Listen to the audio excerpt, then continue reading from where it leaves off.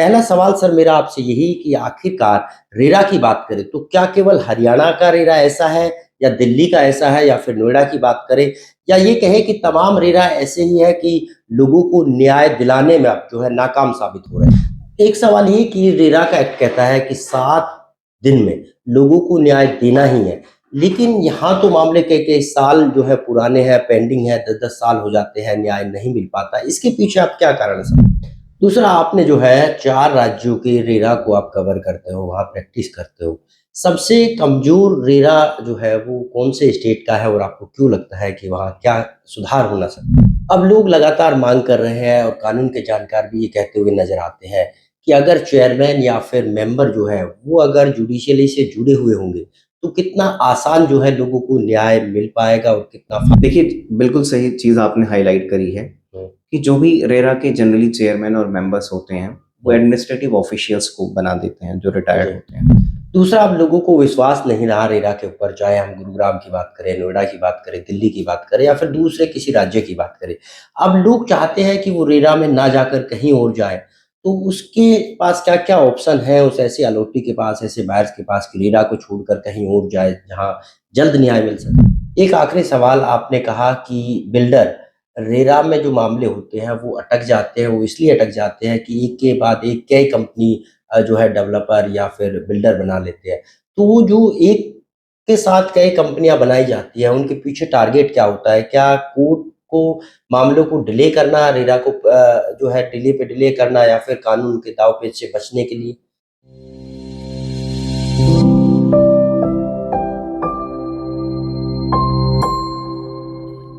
नमस्कार, मैं हूँ नीरज अम्बावता और आप सभी का स्वागत करता हूँ स्टेट न्यूज़ पर। स्टेट न्यूज़ पहला ऐसा वेब न्यूज़ चैनल है जहाँ सिर्फ रियल एस्टेट सेक्टर से जुड़ी हुई तमाम खबरें आप तक सीधी पहुँचाई जाती है। आज हम बात करेंगे 4 स्टेट के रेरा की कि आखिरकार कैसे रेरा काम करता है और क्यों ना केवल हरियाणा, दिल्ली बल्कि यूपी के साथ-साथ उत्तराखंड के रेरा किस तरह से काम करते हैं और कैसे इन तमाम राज्यों में रेरा अब सफ़ेद हाथी साबित होता हुआ नज़र आ रहा है। और हमारे आज के इस खास कार्यक्रम में हमारे खास मेहमान हैं सुशांत तिवारी जी। उन्हीं से जानने की कोशिश करते हैं जो कि रेरा एक्सपर्ट है और तमाम इन राज्यों में रेरा से जुड़े हुए मामलों में जो है पैरवी करते हैं और लगातार अलॉटीज को न्याय दिलाने की कोशिश करते हैं। सर, स्टेट न्यूज पर आपका बहुत बहुत स्वागत है। पहला सवाल सर मेरा आपसे यही कि आखिरकार रेरा की बात करें तो क्या केवल हरियाणा का रेरा ऐसा है या दिल्ली का ऐसा है या फिर नोएडा की बात करें या ये कहें कि तमाम रेरा ऐसे ही है कि लोगों को न्याय दिलाने में अब जो है नाकाम साबित हो रहे हैं? देखिए नीरज जी, हमें पहले ये समझना पड़ेगा कि जो रेरा है, जी। उसके लिए सुप्रीम कोर्ट की भी टिप्पणी रही कि भई ये टूथलेस टाइगर है। हुँ, मतलब एनफोर्समेंट का कराने की जब बात आती है, तो रेरा उस मामले में जी। वैसे नहीं साबित हुआ जैसे होना चाहिए था।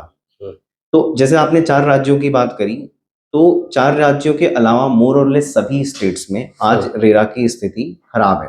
हुँ, उसका कारण है, उसका कारण ये है कि मान लीजिए कोई होम बायर अपने ग्रीवांस को लेके रेरा के पास गए।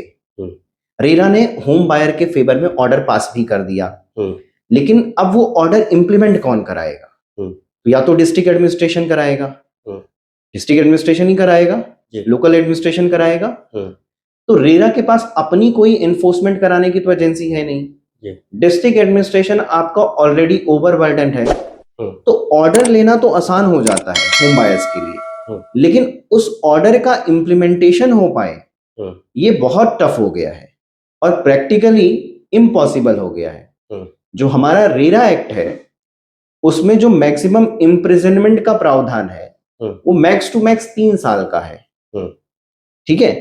तो अब जो भी एक्शन रेरा लेगा, तो उसको बाकी और एजेंसीज की, जो गवर्नमेंट की एजेंसीज हैं, हुँ, स्टेट गवर्नमेंट की हैं, तो उनका सहयोग लेना पड़ता है। इसी वजह से हम देखते हैं कि इन 4 राज्यों के अलावा भी जिन राज्यों में रेरा है, तो ठीक है, रेरा एनफोर्समेंट में है, सब कुछ है, हुँ, रेरा का अप्रूवल होता है, प्रोजेक्ट को लेना पड़ता है, लेकिन आप ये जानते हैं कि प्रोजेक्ट्स में डिले होता है, हुँ, उसके बहुत से कारण हैं।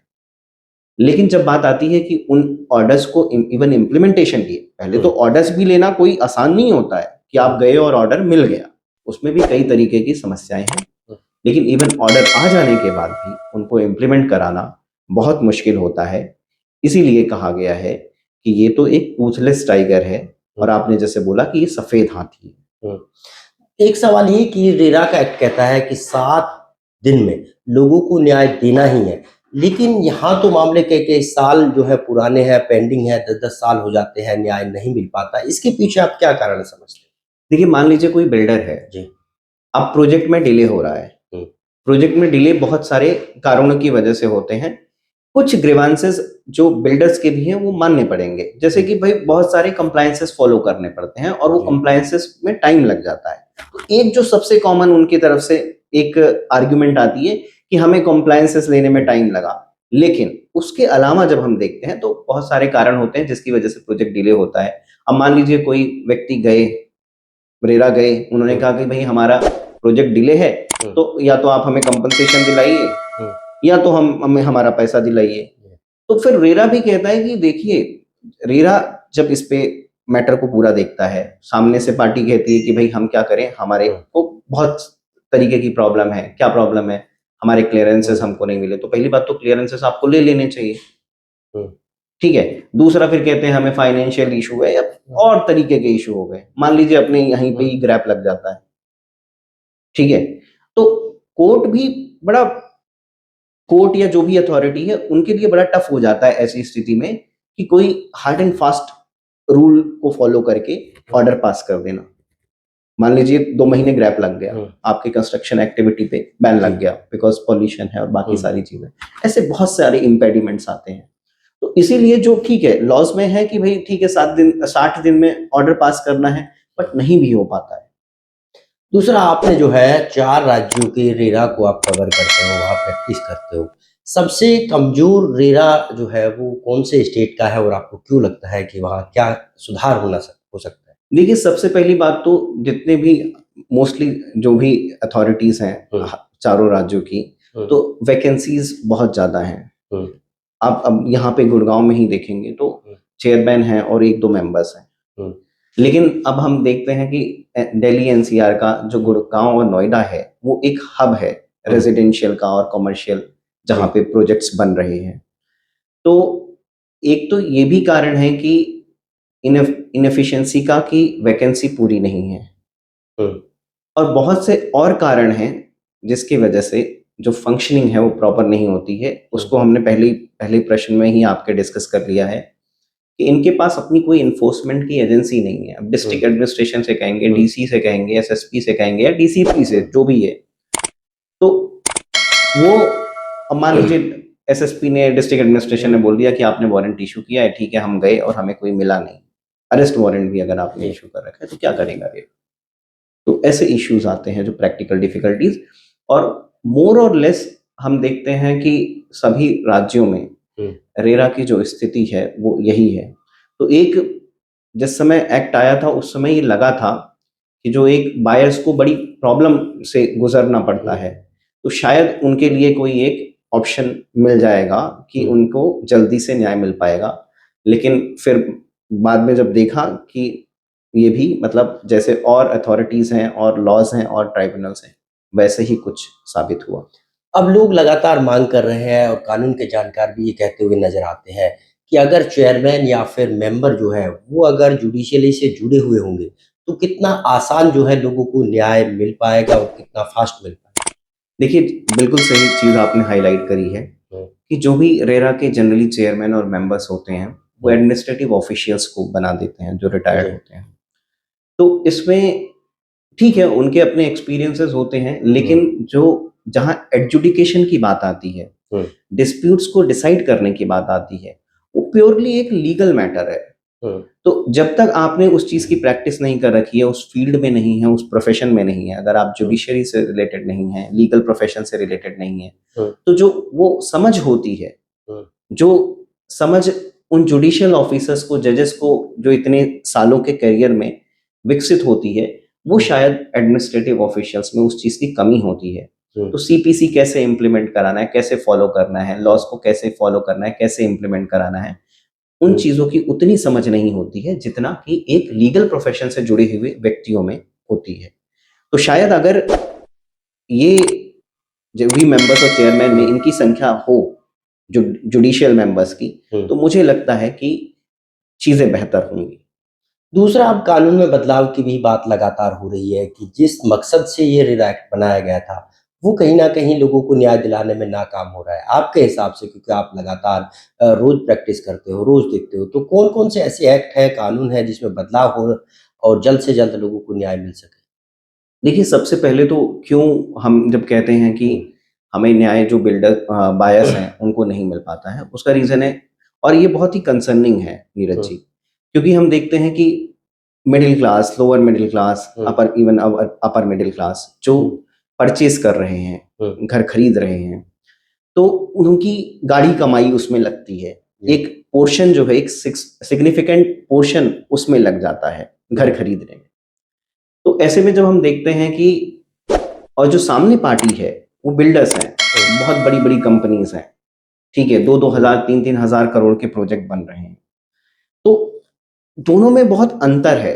हुँ, तो इस वजह से भी हम जब देखते हैं कि इवन आप कोर्ट जा रहे हैं, आप अथॉरिटी के पास जा रहे हैं, रेरा के पास जा रहे हैं, या जो भी आप लीगल रेमेडी लेने हुँ, के लिए जा रहे हैं, उसमें भी पैसा लगता है। तो होम बायर्स के पास बड़े रिस्ट्रिक्शंस होते हैं। हुँ, लेकिन ये रिस्ट्रिक्शन सामने वाली जो पार्टी है, जो बिल्डर्स हैं, उनके पास नहीं है। हुँ, अब 3,000 करोड़ का प्रोजेक्ट है तो ठीक है, 10, 20, 30, 100 करोड़ लगा भी दिए, तो क्या हो गया? तो ये है। और साथ ही में कुछ अल्टरनेट रेमेडीज़ भी होती हैं जो हुँ, जिसको हम अब जो बायर्स हैं वो फॉलो कर सकते हैं। जैसे आप कंज्यूमर कोर्ट भी जा सकते हैं। जी, और अगर मान लीजिए आपके प्रोस्पेक्टस ये लोग इश्यू करते हैं। प्रोस्पेक्टस में कुछ और था और दिया कुछ और या कम रहा उससे। हुँ, तो देखा जाए तो इसमें चीटिंग और फ्रॉड का भी कंपोनेंट है। जी, तो और भी ऐसी लीगल रेमेडीज़ हैं जो ली जा सकती हैं। बट बात वही आती है कि ये रेमेडी भी जो है वो आसान नहीं है, उसकी एक कॉस्ट है। पैसे तो लगने ही लगने हैं, साथ में समय और जो एक मेंटल ट्रॉमा फिर होता है, तो ये इश्यूज़ आते हैं। दूसरा, अब लोगों को विश्वास नहीं रहा रेरा के ऊपर, चाहे हम गुरुग्राम की बात करें, नोएडा की बात करें, दिल्ली की बात करें या फिर दूसरे किसी राज्य की बात करें। अब लोग चाहते हैं कि वो रेरा में ना जाकर कहीं और जाएँ, तो उसके पास क्या-क्या ऑप्शन है उस ऐसे अलॉटी के पास, ऐसे बायर्स के पास कि रेरा को छोड़कर कहीं और जाए, जहाँ जल्द न्याय मिल सके? देखिए, लॉ में एक चीज़ बोली जाती है कि हुँ, अगर एक रेमेडी है तो ऐसा नहीं है कि आप दूसरी रेमेडी नहीं फ़ॉलो कर सकते हैं। हुँ, तो जितनी हमारे पास रेमेडी है, हमें कोशिश करनी चाहिए कि वो सारी रेमेडीज़ हमें फ़ॉलो करनी चाहिए। हुँ, तो हम ठीक है, ऐसा नहीं है कि हमें रेरा में नहीं जाना है, रेरा में भी जाना है हमें। हुँ, साथ में अगर हमारे पास ऑप्शन है कंज़्यूमर कोर्ट जाने का, तो हम कंज़्यूमर कोर्ट भी जाएँगे। हुँ, अगर हमारे साथ हमें लगता है कि फ्रॉड और चीटिंग हुई है बिल्डर की साइड से, हुँ। प्रमोटर्स की साइड से, तो हमें जो क्रिमिनल लॉ से हमें रेमेडी मिलती है, हमें वो भी लेनी चाहिए। एक आखिरी सवाल, आपने कहा कि बिल्डर रेरा में जो मामले होते हैं वो अटक जाते हैं, वो इसलिए अटक जाते हैं कि एक के बाद एक कई कंपनी जो है डेवलपर या फिर बिल्डर बना लेते हैं। तो वो जो एक के साथ कई कंपनियाँ बनाई जाती हैं, उनके पीछे टारगेट क्या होता है? क्या कोर्ट को मामलों को डिले करना, रेरा को जो है डिले पे डिले करना या फिर कानून के दाँव-पेच से बचने के लिए? देखिए क्या होता है, मान लीजिए एक बहुत बड़ा ग्रुप है, बहुत हुँ, सारे आप जानते हैं कि डेवलपर्स के ग्रुप होते हैं, रियल एस्टेट हुँ, कंपनीज़ होती हैं। बट फॉर एवरी प्रोजेक्ट, हर किसी प्रोजेक्ट के लिए वो अलग एसपीवी, स्पेशल पर्पस व्हीकल बना देते हैं। दैट मीन कि वो अलग एक कंपनी बना देंगे, एलएलपी बना देंगे। उसका रीज़न होता है, मान लीजिए एक ही कंपनी है, वो 4 प्रोजेक्ट्स बना रही है, हुँ, 2 प्रोजेक्ट मान लीजिए उनके हिसाब से प्रॉफिट में है और 2 लॉस में हैं। हुँ, तो क्योंकि कंपनी एक ही ओनर है, हुँ, तो कल को जो लॉस मेकिंग वाले प्रोजेक्ट्स हैं, हुँ, अगर मतलब मान लीजिए कंपनी कल को इंसॉल्वेंसी में जाना पड़ा, जी, तो कोर्ट जो है उनका वो प्रॉफिट मेकिंग जो कंपनीज़ हैं, वहाँ से भी पैसा देखेगा कि क्या है, क्या नहीं है। तो उनके लिए बड़ा टफ हो जाएगा हुँ। इंसॉल्वेंसी में, जो बातें वो जिस जो बेनिफिट वो ले सकते हैं, वो नहीं ले पाएँगे। तो ये लोग उससे बचने के लिए क्या करते हैं, हर किसी प्रोजेक्ट के लिए अलग-अलग कंपनी बना देते हैं, कि हुँ, जो प्रॉफिटेबल प्रोजेक्ट है, चलो उसमें से तो हमारा फ़ायदा हो ही रहा है। और जो मान लीजिए जो सो कॉल्ड इनका नहीं प्रॉफिट हुआ, हुँ, तो उन प्रोजेक्ट्स की वजह से इनके और बाकी प्रोजेक्ट्स में जो प्रॉफिट हो रहा है, उस पे असर ना पड़े। तो ये एक तरीके से ये लेयरिंग कर देते हैं हुँ, कि आपने एक नया प्रोजेक्ट बनाया, ठीक है, आप प्रमोटर से आपके पास पैसा आया, आपने कुछ लगाया या जो भी किया, ठीक है? तो ये इनका एक बड़ी स्ट्रैटेजी होती है कि अलग एंटिटी बना देते हैं कि जिससे कल को ये कोर्ट्स से बच जाए।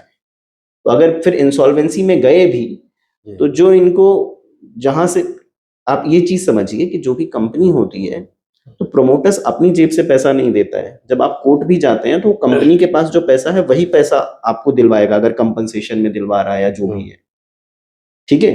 तो इंडिविजुअली इनसे पैसा लेता नहीं कोर्ट इन जनरल। वो फिर अलग चीजें हैं, वो बड़ी टेक्निकलिटीज हैं, अगर उसमें मैं जाऊंगा कि कंपनी लॉ की लिफ्टिंग द कॉर्पोरेट व्हील, वो छोड़ दीजिए। सिंपल सीधी बात है कि अगर एक कंपनी है उसमें जो प्रमोटर है, डायरेक्टर है, वो दोनों अलग अलग एंटिटी हैं, तो अगर मैं एज अ बायर कोर्ट के पास गया, मैंने कहा मुझे कंपनसेशन दिलवाइए, तो वो कंपनी से दिलवाएगा, कोर्ट कंपनी से दिलवाएंगे या जो भी अथॉरिटी है। तो इसीलिए अलग कंपनी, हर प्रोजेक्ट के लिए अलग कंपनी बना देते हैं कि जिससे इनको कल को बचने में आसानी हो जाए, और इंसॉल्वेंसी में जाए भी तो ठीक है, उस कंपनी का लॉस हो प्रॉफिट हो उससे उनको कोई मतलब नहीं है, उनका इंडिविजुअली प्रॉफिट हो जाता है। ठीक है सर, बहुत बहुत धन्यवाद। तो ये थे हमारे साथ सुशांत तिवारी जी, जो करीबन 4 राज्यों के रेरा कोर्ट में प्रैक्टिस करते हैं और लोगों को लगातार न्याय दिलाते हैं।